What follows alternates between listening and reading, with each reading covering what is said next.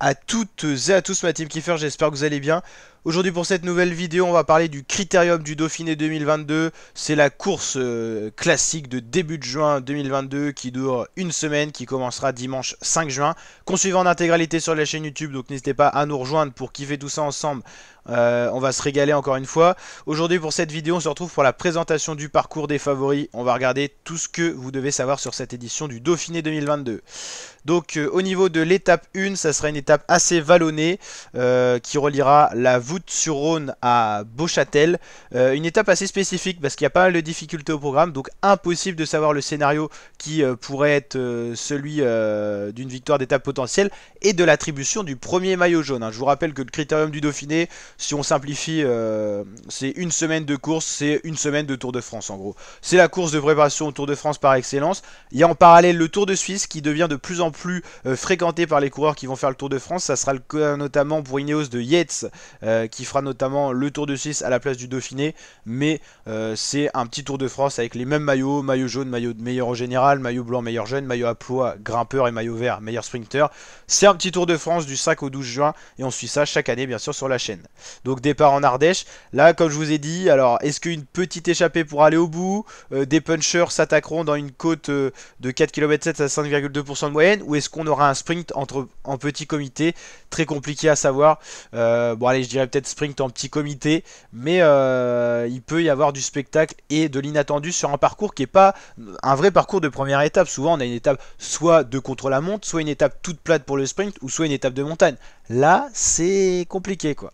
Bon, l'étape 2 c'est un peu moins difficile, là il y a de la montagne. Normalement on devrait avoir pas forcément une explication de favori, mais un coureur qui grimpe plutôt bien aller s'imposer, ou peut-être une échappée aller au bout sur 169,8 km. A noter que la pente est plutôt roulante, donc pas très dure à monter, donc pour faire des écarts c'est pas évident. C'est des profils assez spéciaux, vous allez voir, il n'y a pas de vraie grosse étape de montagne. À vrai dire, à vraiment parler. Saint-Paulien à Chastrec-Sancy, pareil, à 6,2 km à 5,6% de moyenne. C'est roulant, court. Donc là, on aura la première explication de favori, vu que c'est une ascension finale pour arriver donc dans la ville de Chastré. Mais voilà, il ne devrait pas avoir de trop gros écarts pour cette étape. Étape 4, on va aller checker ça. L'étape 4, ça sera un contrôle-la-montre. Donc là, on aura les spécialistes en la matière qui vont pouvoir faire des écarts. Les prétendants à la victoire finale du Dauphiné vont vouloir faire des écarts sur ce contrôle-la-montre ou voudront limiter la casse. Parce que comme je vous l'ai dit, il n'y a pas de montagne avec de gros pourcentages sur ce Dauphiné. Donc pour creuser des écarts, là, c'est l'endroit parfait. 31,9 km, il y a de quoi faire des sacrés écarts.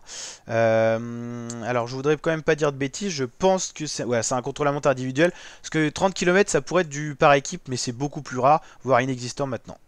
Là, il n'y a pas trop de soucis, ça sera du sprint. L'étape de Thizy-les-Bourges à Chintré, 162 km dédié aux sprinteurs. Là, il n'y a pas de souci. C'est la première étape, vraiment, on est sûr quasiment de ce qui va se passer. Attention peut-être au coup de bordure. Là, l'étape qui relie Rive à Gap, normalement, c'est des baroudeurs, des coureurs qui vont prendre une échappée, qui vont aller pouvoir gagner l'étape, normalement. À part s'il n'y a pas trop d'écart au général, on aura peut-être les équipes de favoris qui vont verrouiller, mais pas d'explication de favoris, c'est pas un profil du tout pour ça. Vous voyez, pour l'instant, à l'étape 6, on n'a toujours pas eu de vraie montagne à proprement parler, comme on peut avoir certaines années sur le Dauphiné. Là, on aura déjà plus de montagnes, avec quand même le col du Galibier, 23 km à 5,1% de moyenne, c'est plutôt roulant, donc pas de quoi faire des écarts. Le col de la Croix de Fer, il est long, 29 km, mais 5,2% de moyenne, c'est roulant. Et 5 km 7 à 7,2% de moyenne pour arriver à Vaujany. C'est là que les écarts pourront être faits. Mais vous voyez, c'est pas une ascension super longue. Avant, c'est des pentes plutôt roulantes. Donc voilà quoi, c'est un Critérium du Dauphiné qui va vraiment être spectaculaire parce que on a affaire à un profil inédit. C'est vraiment ce qu'ont décidé cette année ceux qui ont créé le Critérium du Dauphiné. A noter que l'année dernière, on avait des arrivées à la plagne, tout ça, c'était 20 km à 8% de moyenne. On avait de quoi faire des écarts. Richie Porte avait écrasé la concurrence. Là, ça sera plus compliqué. Il faudra attendre la dernière étape, qui est la seule sur le programme à avoir un col final de 11 km à 9,2% de moyenne. C'est le plateau de Solaison qui est quand même connu. Là, on aura une réelle explication de favori parce que là, il y a du dénivelé et là, il y a possibilité de creuser des écarts. Dans la journée, on aura d'autres cols, mais une fois de plus, très roulant. Le col de la Colombière, il pète, mais 5,8% de moyenne, vous l'avez vu, c'est pas l'ascension par en gros, la portion de l'ascension la plus rude. D'habitude, elle est faite à l'envers, cette montée-là. Donc, voilà. Ça va être une course assez spécifique. Alors là, pour l'instant, je galère à trouver les coureurs partants. On va faire une vidéo spéciale là-dessus, vous inquiétez pas. On a les équipes, mais on n'a pas encore les coureurs.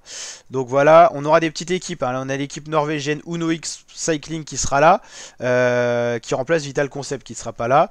On a UAE, Trek, Total, Direct Energy, DSM, Bike Exchange, Arkea, Quickstep, Movistar, Soudal, Jumbo, AG2R, Astana, BB Hotel KTM, elle est là, pardon. Bahrain, Bora, Cofidis, Education, First, FDJ, Ineos, Intermarché, Israël, Première Tech. Donc voilà pour les équipes. Le classement 2021, c'était donc le général Richie Porte devant Lutsenko et Geraint Thomas. C'était pas du tout révélateur du Tour de France cette année-là, ça l'est des fois plus. Richie Porte n'avait même pas fait de top 10. Lutsenko avait fini à la fin du top 10. Geraint Thomas n'avait pas joué la gagne. Calderman avait fait quand même un top 10. Et après, Ben O'Connor avait été plutôt bon. Gaudu était pas dans le top 10. Donc franchement, souvent on dit que le critérium du Dauphiné est révélateur. Mais comme je vous l'ai dit, de plus en plus de favoris se préparent sur le Tour de Suisse. Donc ça fausse un peu la donne. Hein. Voilà. Donc la team, n'hésitez pas à liker la vidéo si elle vous a plu, à vous abonner. Je vous dis à très bientôt pour de nouvelles vidéos. Et dans une autre vidéo, on verra cette page-là. On parlera de l'équipe Ineos. Allez, ciao!